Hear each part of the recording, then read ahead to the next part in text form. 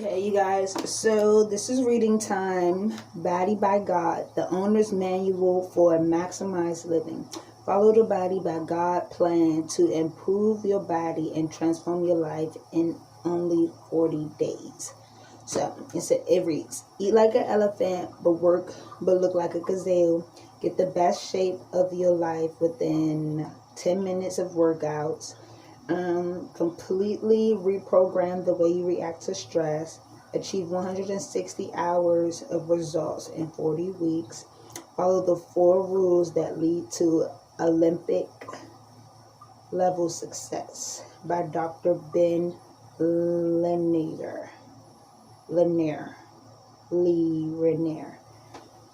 So, it says, every well-built machine comes with an owner's manual, even your body. The owner's manual is right inside you, where God put it. Imagine feeling more energetic, more fit, more alive than ever. Imagine that this kind of vitality is easier to attain than you ever dreamed. Now stop imagining and start today. To achieve exactly what you want with help from the revolutionary program Body by God. In Body by God, Dr. Ben Lerner will show you how to understand your needs and how to treat your body without interfering with God's magnificent design.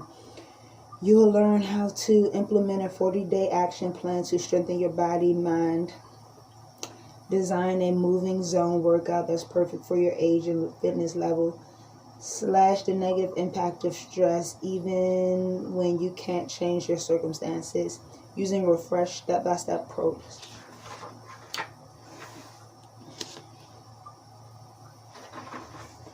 So this is cool. And he got Arizona, California, Florida doctors, Kentucky, Louisiana, New York, Lohman, Lanier, Wells, Sykes, Glass, Dr. Hopert, Dr.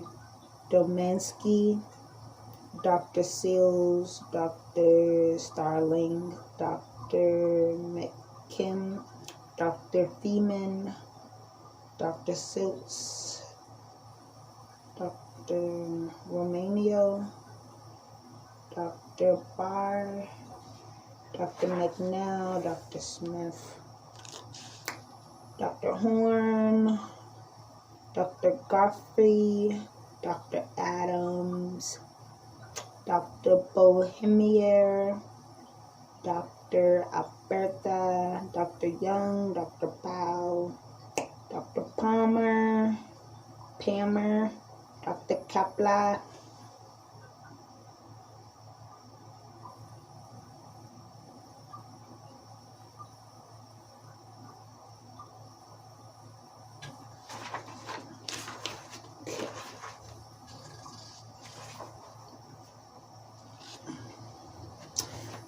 Let's start here. Okay, turn your frustration into inspiration. Put an end of the complacency. Intelligent people from every corner of the earth dream of health, vitality, beauty, peace, and a fairy tale relationship. Tragically, somewhere, somehow, most of these dreams end up being shattered because of the inability to live in the manner necessary for them to come true. Eventually, the frustration of failing to see any of their dreams come to pass causes everyone everywhere to begin dropping out of the race. As frustration causes enchantment to turn into disenchantment, most people finally just sit down and begin watching life and all the other runners pass by. Once they have given up, they begin to make dozens, if not hundreds, of excuses for why their troubled circumstances are justified. Rather than admit they quit, they figure out a way to convince themselves that they are content right where they are. The ugly truth is, however, they have not really become content. They have become complacent. Right now, Somewhere on the planet, complacency has caused someone not only to give up, but to accept defeat. Complacency has caused a countless number of people that have been living in a prison cell, and what's worse, they are okay with it. They are okay with living a life that is somewhat less of full freedom, which is part of slavery, and no one is truly happy being a slave. Running the race. Throughout my life, I have enjoyed the experience of running. I have always seen running as an opportunity to strengthen both my body and resolve many problems.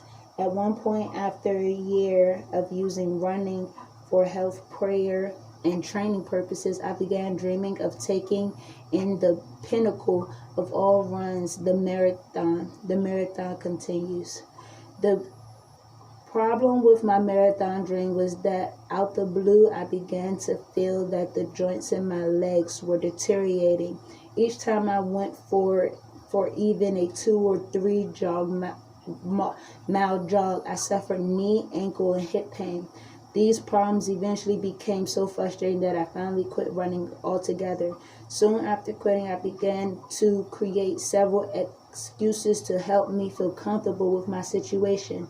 I settled on the idea that 20 years of wrestling had given me bad wills, and I was not meant to run a marathon. I even decided that God never meant for people to run 26.2 miles anyway, and that those who spent all the time running were wasting precious moments of their short lives. While I still engaged in various forms of exercises, when it came to running, I was out of the race. I convinced myself that other forms of exercise were just as good and that I was content with my fitness program. Yet the reality was I was not content. I was complacent. I had given up on something I really loved and on a dream that I knew in my heart I really wanted to accomplish. Fortunately for me, I began to see the iron bars and I was placing around myself, and having them seen, I refused to be okay with them. I refused to go on quietly into the good night. I refused to give up the complacent. I decided to see running a marathon as an opportunity to glorify God. I chose to see my desire to run as the desire that God had placed in my heart. I turned my frustration into inspiration and got back into the race for God.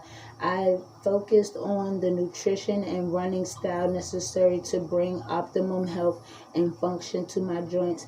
I also began to pray like crazy that I would finish the race and glorify God. And on race day, I made a decision that nothing would stop me from crossing the finish line, because nothing can stop God. I told concerned family members that if one of my legs quit, I was going to pull it off, throw it over my shoulder, and God would help me carry it across the finish line. I completed the marathon that day for God. I fulfilled a dream that He placed in my heart, and I have used my versions of this story to glorify God all around the world. Okay, so that was turn your frustration into inspiration, put the end to complacency, and continue running the race. So that is going to be it for today, you guys. And these are the laws of movement.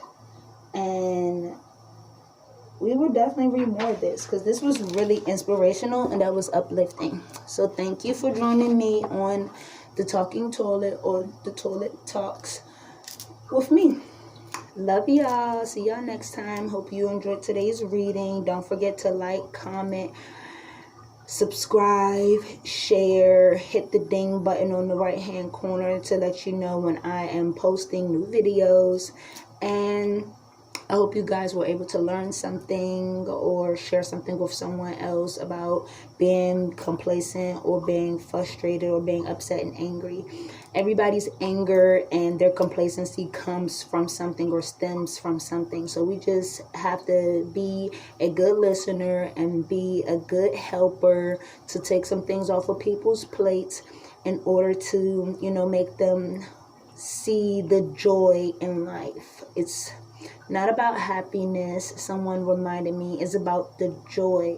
So only you can make yourself happy, and through joy you can make yourself happy. And happy is something that sometimes is temporary, and I think most people need to be reminded that stay joyful and stay feeling blessed, because someone else is maybe going through something way worse than you. So whatever you're going through, it is bad, it could be bad, but it'll always get better.